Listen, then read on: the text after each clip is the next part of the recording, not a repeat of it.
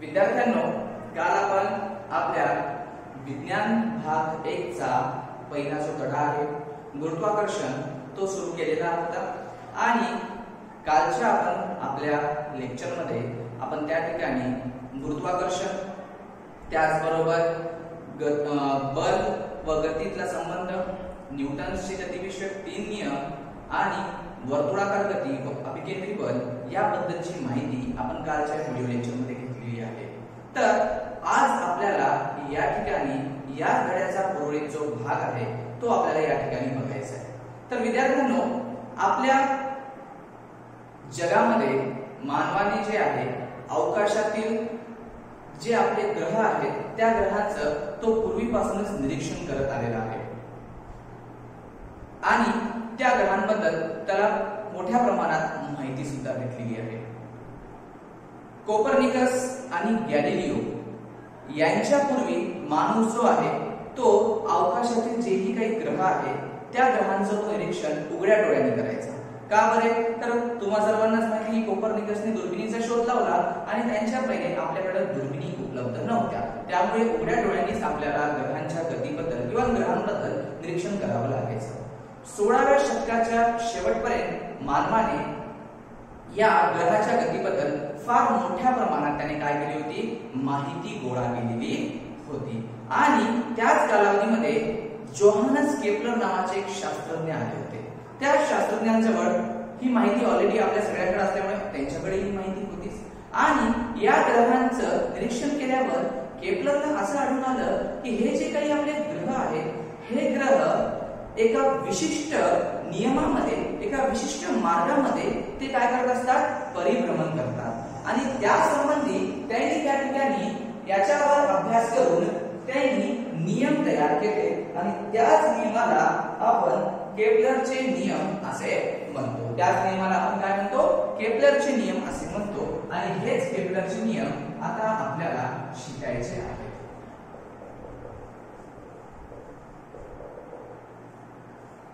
तर विद्यार्थ्यांनो, केपलरचे नियम समजून घेण्याच्या पहिले आपल्याला या ठिकाणी वर्तुळ आणि लंबवर्तुळ यातला बेसिकली फरक कळणं आवश्यक आहे। बघा, वर्तुळ आणि लंबवर्तुळातला फरक काय असतो?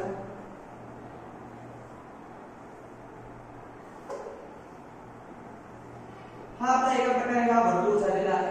वर्तुळामध्ये जर गणिताच्या भाषेत सांगायचं झालं तर त्याला एक केंद्र असतो, ओके, सेंटर जर आपण म्हणतो। आणि विज्ञानाच्या भाषेमध्ये आता आपण जर लंबवर्तुळ बघायला गेलो तर लंबवर्तुळ हा या प्रकारे असतो, थोडासा अंडाकार असतो आणि या लंबवर्तुळामध्ये या ठिकाणी 2 केंद्रक असतात, ओके, ज्याला आपण नाभी म्हणतो। काय म्हणतो आपण त्याला? नाभी असे म्हणतो। हा वर्तुळ आहे आणि हा तुमचा लंबवर्तुळ आहे। तर वर्तुळ आणि लंबवर्तुळ मधला हा सरळ सोपा फरक आहे की वर्तुळामध्ये एकच केंद्रक असतं, ठीक आहे, आणि लंबवर्तुळामध्ये या ठिकाणी आपल्याला किती केंद्रक भेटतात? 2, हा F1 आणि F2। तुम्हाला जर आठवत असेल तर लंबीला आपण आरसा हा पार्ट पाहिलेला होता, त्याच्यामध्ये 2 आपण नाभ्या बघितल्या होत्या, तुम्हाला आठवत असेल त्याचे जे काही संकेत चिन्ह होते त्याच्यामध्ये F म्हणजे नाभी आपण शिकलेला आहोत। तर तसाच हा भाग आहे, हा लंबवर्तुळ आहे आणि या ठिकाणी हे याच्या काय आहेत, 2 नाभी। आता पुढचा प्रश्न असा आहे की हे जे लंबवर्तुळ आहे हे लंबवर्तुळ आपल्याला मिळते कसं, भेटतं कसं? तर लंबवर्तुळ जर भेटायचं असेल तर सरळ काय केलं पाहिजे? आता बघा, हा आपल्याकडे कोन आहे, हा एक शंकू आहे किंवा आपल्याला कोनही म्हणूया। आता या शंकूला जर आपण या ठिकाणी एक छोटासा प्रतल घेतला आणि त्या प्रतलाने जर अशा प्रकारे जर आपण याला कापलं, हा आपला ऍक्सिस ना आपण समजा या ठिकाणी त्याला जर कापलं तर या ठिकाणी जर वरून आपण याचा जर सेक्शन बघितला, ओरिजिन बघितला तर तो कसा येणार आहे? तो या प्रकारे वर्तुळ सारखा येईल, बरोबर। पण आता त्याच प्रतलाने जर आपण याला असं तिरकस पद्धतीने कापलं, कसं कापलं आपण त्याला? तिरकस पद्धतीने कापलं तर या ठिकाणी जो आपल्याला भेटेल तो काय आहे? तो आपला लंबवर्तुळ आहे।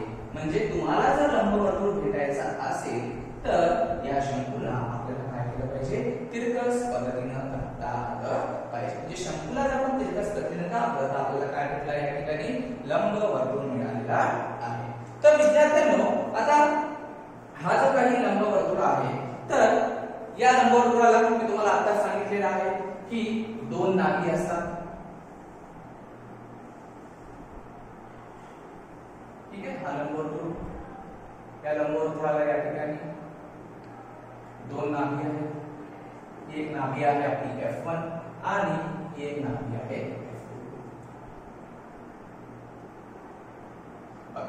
आता या ठिकाणी हा जो लंबवर्तुळ आहे याच्या संबंधी या ठिकाणी एक गोष्ट आहे ती म्हणजे की ह्या ज्या दोन नाभी बिंदू आहेत या दोन नाभी बिंदू पासूनच्या वृत्तावरील कोणत्याही बिंदूच्या अंतराची जी बेरीज आहे ती बेरीज काय असते, एक समान असते. आता हे दोन नाभी बिंदू आहेत बरोबर, या दोन नाभी बिंदू पासून दोन नाभी बिंदू पासूनच्या, आता हा जर आपण बघितला तर हा सगळा वृत्तच आहे, वृत्तावरील कोणत्याही बिंदूच्या अंतराची जी बेरीज असते ती बेरीज एक समान असते. ती बेरीज काय असते, एक समान. दोन नाभी बिंदू पासूनच्या वृत्तावरील कोणत्याही बिंदूच्या अंतराची जी बेरीज आहे ती बेरीज कशी असते, एक समान. ती या ठिकाणची बेरीज असते. बघा आता हा काय आहे, नाभी बिंदू F1, हा आहे नाभी बिंदू F2, याला आपण अक्षराने जोडून घेऊ. ठीक आहे, आता या ठिकाणी समजा मी या ठिकाणी बिंदू घेतलेले आहेत, या ठिकाणी मी एक बिंदू घेतलेला आहे A, या ठिकाणी एक बिंदू घेतलेला आहे B आणि या ठिकाणी एक बिंदू घेतलेला आहे मी C. हे तीन बिंदू मी या ठिकाणी घेतलेले आहेत. आता A पासून मी ही एक रेष काढली आणि A पासून ही एक रेष काढली, म्हणजे AF1 प्लस AF2 बरोबर BF1 प्लस BF2 बरोबर CF1 प्लस CF2. असं तुम्ही किती त्या ठिकाणी वृत्तावर काय करू शकता, बिंदू घेऊ शकता. पण कुठेही जरी आपण या वृत्तावर बिंदू घेतले तर त्यांच्या पासून या दोन नाभी बिंदूपर्यंत जे अंतर आहे ते अंतर सगळीकडे काय येणार आहे, सारखं. हा एक काय झाला, नाभीवरचे हे जो आपला वृत्त आहे हा वृत्तावरील हा बिंदू झाला आणि हे F1 F2 काय, या दोन आपल्या नाभी आहेत. तर दोन नाभी बिंदू पासूनच्या वृत्तावरील कोणत्याही बिंदूच्या अंतराची जी बेरीज आहे ती बेरीज काय असते, एक समान असते. आता या ठिकाणी आपण तीनच बिंदू घेतले A B C. समजा एखादा अजून आपण कोणता जरी बिंदू घेतला, D जरी घेतला तर त्याची पण बेरीज तशीच येणार आहे. हे बरोबर equals to DF1 plus DF2. अशी तुम्ही किती बिंदू घ्या पण या वृत्तावरील कोणत्याही बिंदूच्या अंतराची जी बेरीज आहे ती कशी येणार आहे, सारखीच येणार आहे. ठीक आहे विद्यार्थ्यांनो. विद्यार्थ्यांनो आता आपण या ठिकाणी मूळ आपल्या केपलरच्या नियमाकडे जाऊया.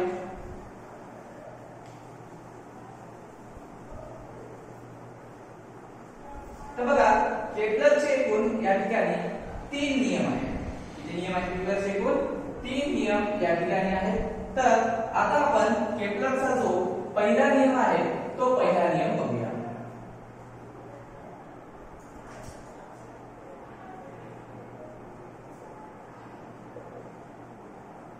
केपलरचा पहिला नियम. तर बघा केपलरचा जो आपला पहिला नियम आहे, केपलरचा पहिला नियम काय म्हणतो की ग्रहाची जी कक्षा आहे ती लंबवर्तुळाकार आहे. ग्रहाची कक्षा ही काय आहे, लंबवर्तुळाकार असून सूर्य हा त्या कक्षेच्या एका नाभीवर असतो. काय म्हणतो केपलरचा पहिला नियम आपल्याला, ग्रहाची कक्षा ही लंबवर्तुळाकार असून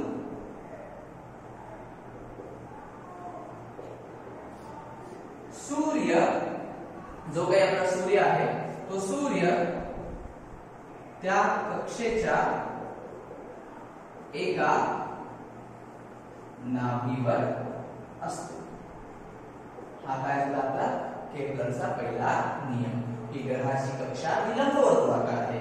हा एखादा ग्रह आहे समजा, ही त्या ग्रहाची लंबवर्तुळाकार अशी कक्षा आहे आणि या कक्षेच्या एका नाभीवर काय असतो आपला सूर्य असतो. आता हा आपला सूर्य आहे तो या ठिकाणी एका नाभीवर, म्हणजे इकडे F1 इकडे पण एक नाभी असते इकडे एक नाभी, तर आपण इथे एक नाभी बघूया. तर सूर्य हा काय झाला त्याच्या एका नाभीवर आलेला आहे. हा आपला केपलरचा पहिला नियम. कळाला केपलरचा नियम की ग्रहाची जी कक्षा आहे ती कशी आहे, लंबवर्तुळाकार असून सूर्य त्या कक्षेच्या एका नाभीवर असतो. सूर्य त्या कक्षेच्या एका नाभीवर, या नाभीवर असेल किंवा या नाभीवर असेल. आपण पहिलेच तुम्हाला सांगितले लंबवर्तुळाकाराला दोन नाभ्या असतात, त्यापैकी एका नाभीवर या ठिकाणी काय आहे, आपला सूर्य आहे. हा आपला केपलरचा पहिला नियम या ठिकाणी झालेला आहे. ठीक आहे, केपलरचा पहिला नियम कळाला. आता आपण या ठिकाणी केपलरचा काय करणार आहोत, दुसरा जो नियम आहे तो आता केपलरचा दुसरा नियम आपण आता या ठिकाणी पाहणार आहोत. तर बघा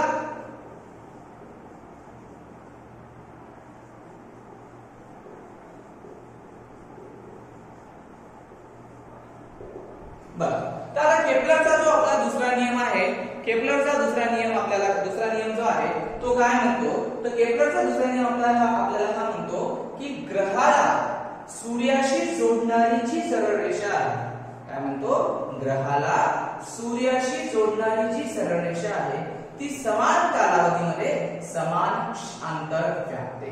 काय सांगितले बघा, या ठिकाणी मी तुम्हाला सांगतो, ग्रहाला सूर्याशी जोडणारी सरळ रेषा ही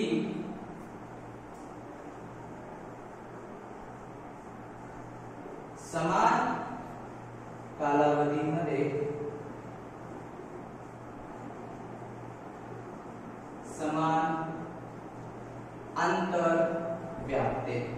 बघा आता या ठिकाणी अंतर पण असू शकतं किंवा या ठिकाणी अंतराच्या ऐवजी काही ठिकाणी क्षेत्रफळ सुद्धा येऊ शकतं. तर बघा आपला केपलरचा दुसरा नियम आपण काय लिहिले की ग्रहाला सूर्याशी जोडणारी सरळ रेषा जी आहे ती समान कालावधीमध्ये समान अंतर व्यापते. आता काही ठिकाणी अंतर येतं आणि काही ठिकाणी क्षेत्रफळ सुद्धा येतं. तर आपण अंतर घेऊया किंवा क्षेत्रफळ घेऊया.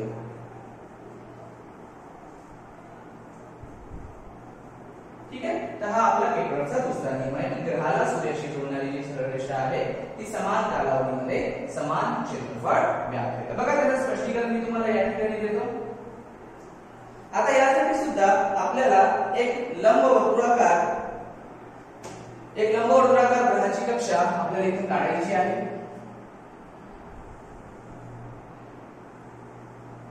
ही ग्रहाची लंबवर्तुळाकार कक्षा आहे. पुन्हा सूर्याला आपल्याला त्या ठिकाणी एका नाभीवर घ्यायचा आहे. हा सूर्य घेतलाय आपण एका नाभीवर. तर आता या ठिकाणी मी तीन बिंदू घेतो. हा एक ए बिंदू आहे, ग्रह ए बिंदूला आहे, त्यानंतर ग्रह हा सी बिंदूला आहे आणि ग्रह ई बिंदूला आहे. हे मी तीन बिंदू घेते. नियम काय म्हणतो, ग्रहाला सूर्याशी जोडणारी सरळ रेषा. म्हणजे आता सगळ्यात प्रथम आपल्याला या ग्रहांना काय करावं लागेल, सूर्याशी जोडून घ्यावी लागेल.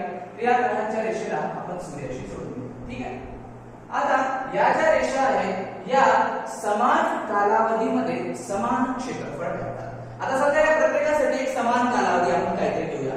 समजा आपण काय घेतला, एक दिवस घेतला.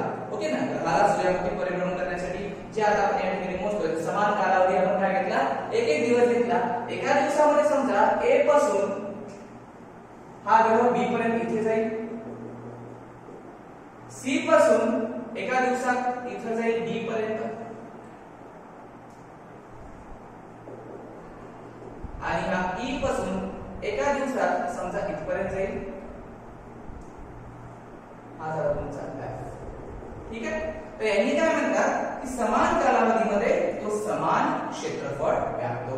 याचा अर्थ आता सूर्याचे याचा अर्थ हे जे क्षेत्रफळ आहे 1 नंबरचं, 2 नंबरचं आणि 3 नंबरचं, हे तिन्ही क्षेत्रफळ काय आहेत, सारखे आहेत असे याचं काय मत आहे. म्हणजे आता जर आपण या ठिकाणी क्षेत्रफळ काढलं तर हा ASB, त्यानंतर CSD आणि तिसरा जो आपला आहे ESF, हे तिन्ही कसे आहेत, सारखे आहेत.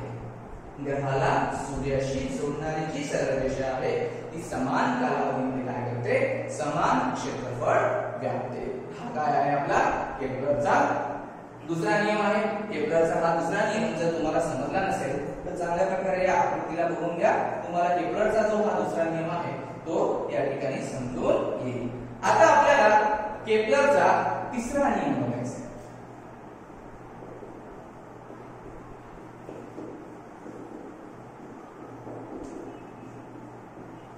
बघा, जो काही आपला केपलरचा तिसरा नियम आहे तो काय म्हणतो, सूर्याची परिक्रमा करणाऱ्या, काय म्हणतो, सूर्याची परिक्रमा करणाऱ्या ग्रहाचा, सूर्याची परिक्रमा करणाऱ्या ग्रहाचा जो आवर्तन काल आहे त्या आवर्तन कालाचा वर्ग हा त्या ग्रहाचा सूर्यापासून जे सरासरी अंतर आहे त्या सरासरी अंतराच्या घनाच्या समानुपाती असतो.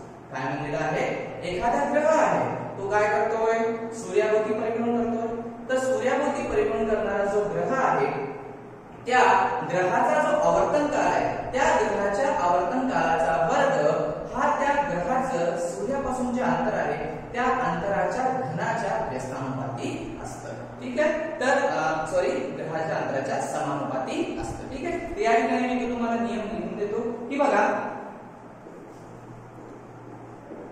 सूर्याची परिक्रमा करणाऱ्या ग्रहाच्या आवर्तन कालाचा वर्ग हा त्या ग्रहाच्या सूर्यापासून असलेल्या सरासरी अंतराच्या घनाच्या समानुपाती असतो. ठीक आहे, काय म्हणतो आपल्याला केपलरचा हा जो आपला तिसरा नियम आहे तो नियम आपल्याला एवढंच म्हणतो की सूर्याची परिक्रमा करणाऱ्या ग्रहाच्या आवर्तन कालाचा वर्ग हा त्या ग्रहाच्या सूर्यापासून असलेल्या सरासरी अंतराच्या घनाच्या काय असतो, समानुपाती असतो. तर बघा, आता या ठिकाणी हा जो काही आवर्तन काल आहे या आवर्तन कालाला आपण बेसिकली टी ने दर्शवतो. आवर्तन काल जो आहे आपण कशाने दर्शवतो, टी ने दर्शवतो. आणि जे काही आपलं सरासरी अंतर आहे या सरासरी अंतराला आपण स्मॉल r ने दर्शवतो. सरासरी अंतराला आपण कशाने दर्शवतो, स्मॉल r ने या ठिकाणी दर्शवतो. आवर्तन काल हा t ने आणि सरासरी अंतर हे r. तर या व्याख्येत काय, या नियमात काय म्हणले की सूर्याची परिक्रमा करणाऱ्या ग्रहाच्या आवर्तन कालाचा वर्ग, कशाचा वर्ग, आवर्तन कालाचा वर्ग, म्हणजे कोणाचा वर्ग आला, t चा वर्ग, हा त्या ग्रहाच्या सूर्यापासून असलेल्या सरासरी अंतराच्या, कशाच्या, सरासरी अंतराच्या घनाच्या व्यस्तानुपाती असतो. म्हणजे हा जे अंतर आहे या अंतराच्या घनाच्या, कसं आहे म्हणले त्यांनी, समानुपाती.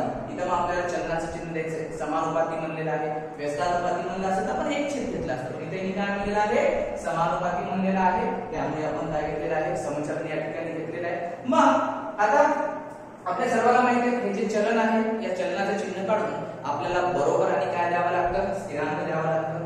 म्हणजे t चा वर्ग बरोबर स्थिरांकाच्या जागी आपण k घेतो आणि हा r चा घन, म्हणजे t चा वर्ग छेद r चा घन बरोबर k. ठीक आहे, तर हा आलेला आहे आपला केपलरचा तिसरा नियम. आता आहे आपला केपलरचा तिसरा नियम. पुन्हा एकदा सांगतो, केपलरचा तिसरा नियम, सूर्याची परिक्रमा करणाऱ्या ग्रहाच्या आवर्तन कालाचा वर्ग म्हणजे t चा वर्ग हा त्या ग्रहाच्या सूर्यापासून असलेल्या सरासरी अंतर, सरासरी अंतर म्हणजे काय आला आपला r चा घन. ठीक आहे, त्याच्या समानुपाती आहे. समानुपातीचे चिन्ह दिले, समानुपातीचे चिन्ह करून आपण बरोबर आणि k म्हणजे स्थिरांक घ्यावाच लागतं. म्हणजे k बरोबर काय आलेलं आहे आपलं, t चा वर्ग छेद r चा घन आपला आलेला आहे. ठीक आहे, तर मुलांनो एवढा हे नियम सगळे तुम्ही तिन्ही जे आहेत हे पाहून घ्या आणि लगेच आता आपण पुढचा आपला जो काही पॉइंट आहे तो या ठिकाणी आपण घेणार आहोत.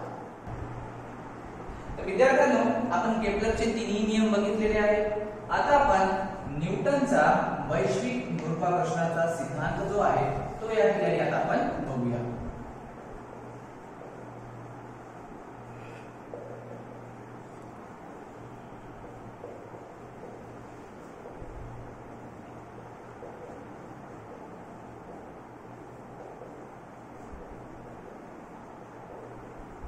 तर न्यूटनचा वैश्विक गुरुत्वाकर्षणाचा जो सिद्धांत आहे तो आता आपल्याला या ठिकाणी बघायचा आहे.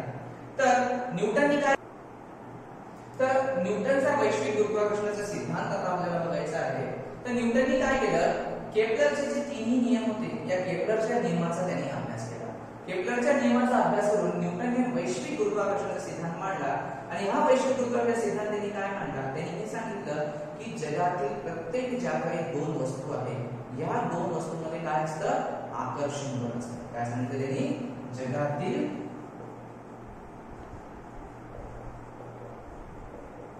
कोणत्याही दोन वस्तूमध्ये आकर्षण बल असते. आणि हे जे काही आकर्षण बल आहे हे आकर्षण बल त्या दोन वस्तू ज्या आहेत त्या दोन वस्तूच्या वस्तुमानाच्या गुणाकाराची समानुपाती आणि त्या दोन वस्तूंमधील अंतराच्या काय असतं, व्यस्तानुपाती असतं. कसं, तर बघा मी या ठिकाणी तुम्हाला दाखवतो. या ठिकाणी आपल्याकडे या दोन वस्तू आहेत. ही एक वस्तू आहे, ही एक वस्तू आहे. या वस्तूचं वस्तुमान आहे m1, या वस्तूचं वस्तुमान आहे m2. या दोन्ही वस्तूंमध्ये काय आकर्षण बल आहे. ही वस्तू आणि ही वस्तू जी आहे या दोघांचं अंतर जे आहे ते समजा या ठिकाणी आपण त्या अंतराला जे आहे आपण त्या अंतराला या ठिकाणी d ने दर्शवूया. ठीक आहे. आणि तसं अंतर हे जनरली r ने दर्शवतात, पण तुमच्या पुस्तकात ते अंतर d ने दर्शवलेलं असल्यामुळे आपण या ठिकाणी d लिहूया. आता बघा ही वस्तू याला आकर्षित करते, ही वस्तू याला आकर्षित करते, म्हणून दोघांमध्ये आकर्षण बल आहे. मग आता हे जे आकर्षण बल आपण लिहितो हे कसं लिहायचं तुम्हाला आता सांगितलं. हे जे काही आकर्षण बल आहे हे आकर्षण बल वस्तुमानाच्या गुणाकाराच्या समानुपाती. बघा आकर्षण बल हे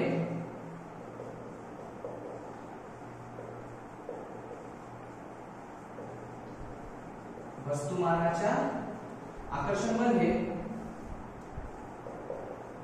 दोन्ही वस्तूच्या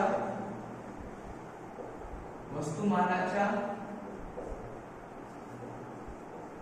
गुणाकाराशी समानुपाती व अंतराच्या वर्गाच्या व्यस्तानुपाती असते. तर बघा या दोन वस्तू आहेत आपल्या, याचं वस्तुमान आहे m1, याचं वस्तुमान आहे m2. हा आकर्षण बल आहे. हा आकर्षण बल काय सांगितलंय, दोन्ही वस्तूच्या वस्तुमानाच्या गुणाकाराच्या समानुपाती. या वस्तूचं वस्तुमान आहे m1, याचं वस्तुमान आहे m2. या दोघांचा गुणाकार आणि हे आहे समानुपाती. आणि दुसरं काय म्हणलंय, अंतराच्या वर्गाच्या व्यस्तानुपाती. आता बघा दोन वस्तूंमधलं जे अंतर आहे ते जनरली सगळीकडे r घेतात, इथं d घेतलेला आहे. ओके, तरी सुद्धा मी या ठिकाणी r घेणार आहे. तरी हे जे अंतर आहे त्या अंतराच्या वर्गाच्या काय सांगितले त्यांनी, व्यस्तानुपाती सांगितलेला आहे. म्हणजे f बरोबर m1 m2 भागिले काय आहे r चा वर्ग. आणि हे काय सांगितलेलं आहे त्यांनी आपल्याला, कसं आहे म्हणलं, याच्याशी समानुपाती आणि याच्याशी व्यस्तानुपाती. म्हणजे आपल्याला काय करायचं आहे, चलनाचं चिन्ह द्यायचं आहे. मग आता हे चलनाचं चिन्ह काढल्यावर आपल्याला बरोबर येईल बरोबर आणि k, म्हणजे बरोबर आणि काय द्यावं लागतं आपल्याला, स्थिरांक द्यावा लागतो. तर या ठिकाणी जे स्थिरांक आहे तो आपण k न घेता या ठिकाणी स्थिरांक आपण घेतो कॅपिटल G. आणि हे m1 m2 आणि भागिले काय आहे तुमचा r चा वर्ग. आणि आता या ठिकाणी जो आपल्याला कॅपिटल G भेटलेला आहे हा कॅपिटल G म्हणजे काय आहे, तो तुमचा गुरुत्व स्थिरांक. हा कॅपिटल G म्हणजे काय आहे आपला गुरुत्व स्थिरांक आहे. ठीक आहे. तर हा न्यूटनचा वैश्विक गुरुत्वाकर्षण सिद्धांत समजला. काय म्हटले न्यूटनने वैश्विक गुरुत्वाकर्षणाच्या सिद्धांतामध्ये, की जगातील प्रत्येक दोन वस्तूंमध्ये काय असतं, आकर्षण बल असतं. आणि आकर्षण बल हे दोन्ही वस्तूच्या वस्तुमानाच्या गुणाकाराच्या समानुपाती आणि त्यांच्या अंतराच्या वर्गाच्या व्यस्तानुपाती असतं. F म्हणजे आकर्षण बल हे दोन्ही वस्तूच्या वस्तुमानाच्या गुणाकाराच्या समानुपाती आहे, अंतराच्या वर्गाच्या व्यस्तानुपाती आहे. म्हणजे चलनाचं चिन्ह काढून आपण बरोबर आणि हा स्थिरांक घेतलाय G m1 m2 भागिले r चा वर्ग. आणि हा जो कॅपिटल G आहे काय आहे, गुरुत्व स्थिरांक आहे. आता बघा परीक्षेमध्ये तुम्हाला या संबंधित अजून एक प्रश्न येतो. तो प्रश्न काय येतो, तुम्हाला गुरुत्व स्थिरांकाचं SI एकक काढू लागतात. काय काढू लागतात, गुरुत्व स्थिरांकाचं SI एकक. तर बघा गुरुत्व स्थिरांकाचं SI एकक काढण्यासाठी आपल्याला सगळ्यात काय करावं लागतं, हे जे काही समीकरण आहे याला तुम्हाला गुरुत्व स्थिरांक आणावं लागतं. या समीकरणाला लक्षात आणावं लागेल तुम्हाला गुरुत्व स्थिरांक. म्हणजे हे जे कॅपिटल जी ला कॅपिटल जी घ्या, एफ ला एफ हा भागाकारात लागून आर इकडे गुणाकारात गेला आणि m1 भागिले m. ठीक आहे, म्हणजे आपल्याला सूत्र काय आलं नवीन,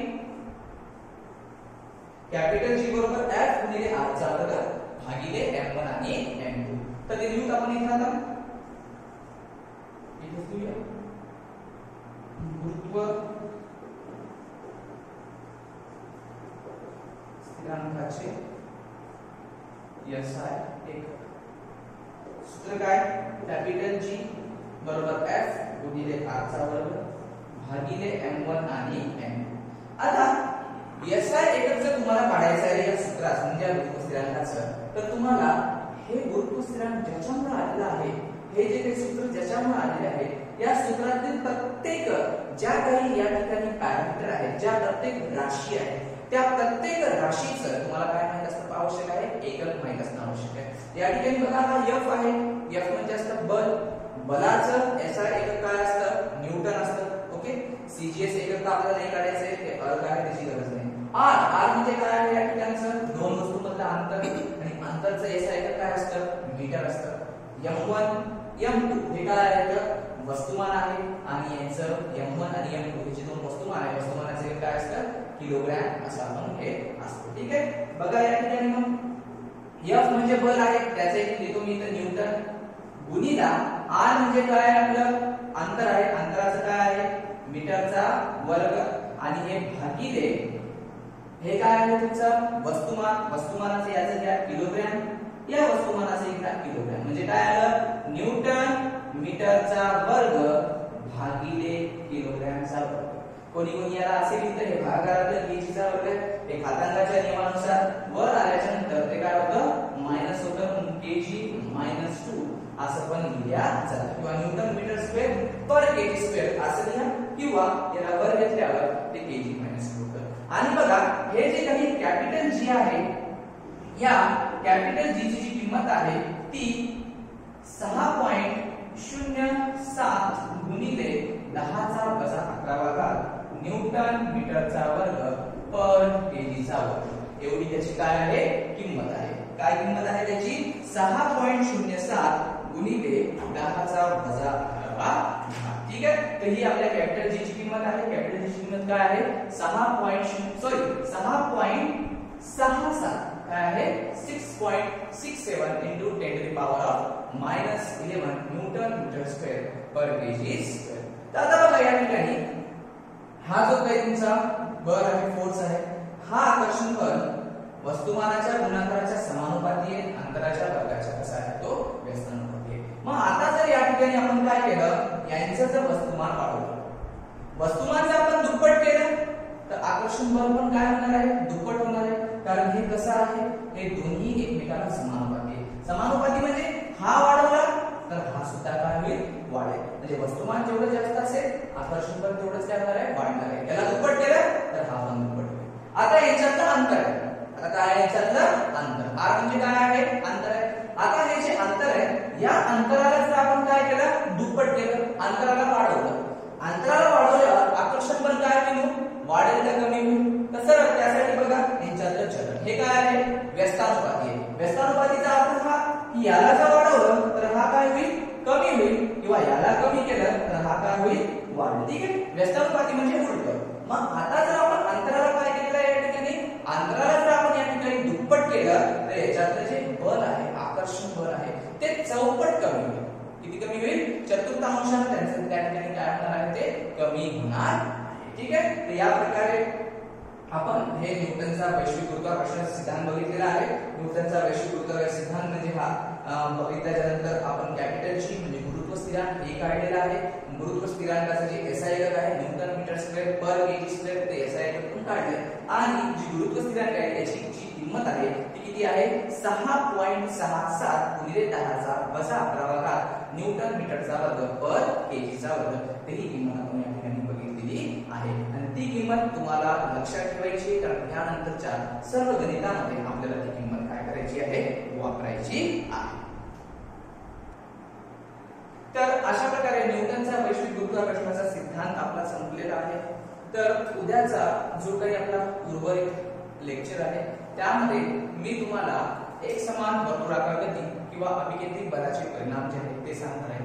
त्यामध्ये आपल्याला काय करायचं आहे, न्यूटनने या ठिकाणी जे सांगितलं होतं की आकर्षण मध्ये काय सांगितलंय, अंतराच्या वर्गाच्या व्यस्तानुपाती असतं. हे कोणत्या गोष्टीला अनुसरून त्यांनी सांगितलेले आहे, कोणत्या बेसवर त्यांनी सांगितलेलं आहे आणि त्यांनी केप्लरचा कितवा नियम वापरलेला आहे तो आपल्याला उद्या या लेक्चरमध्ये बघायचा आहे. त्याचबरोबर उर्वरित गणित सुद्धा यावर आधारित आपल्याला उद्याच्या लेक्चरमध्ये बघायचे